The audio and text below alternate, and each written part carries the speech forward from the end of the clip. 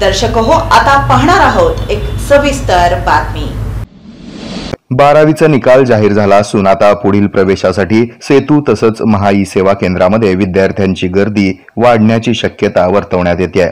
दाखल्यांसाठी विद्यार्थ्यांना कोणतीही अडचण येऊ नये यासाठी विद्यार्थ्यांना 2 दिवसांमध्ये आता दाखले देण्याच्या सूचना सेतू आणि महाई सेवा केंद्रांना दिल्या असल्याची माहिती जिल्हाधिकारी कुमार आशीर्वाद यांनी दिली आहे। शैक्षणिक प्रवेशासाठी रहिवासी दाखला, उत्पन्न दाखला, जातीचा दाखला यासह अनेक इतर दाखल्यांची आवश्यकता असते।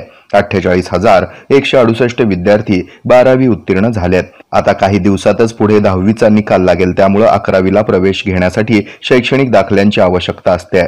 त्यामुळे आतापासूनच दाखले काढणाऱ्यांची संख्या वाढली आहे। कागदपत्रांसह अर्ज दाखल केलेल्या विद्यार्थ्यांना 2 दिवसात दाखले द्या, नियमापेक्षा जास्त शुल्क आकारल्यास त्यांच्यावर कारवाई करण्यात येईल। सेतू कार्यालयाबाहेर QR कोड लावला आहे। QR कोड स्कॅन करून त्यावर तक्रार करता येणार आहे। तक्रारकर्त्यांचं नाव गुपित राहणार आहे, त्यामुळे कोणाला न घाबरता पुराव्यासह तक्रार करावी। संबंधितांवर तात्काळ कारवाई करू अशी माहिती देखील जिल्हाधिकारी आशीर्वाद यांनी दिली आहे। हे आहे मेट्रोकास्ट केबल नेटवर्क आणि आपण पाहत आहात द न्यूज प्लस बरच काही।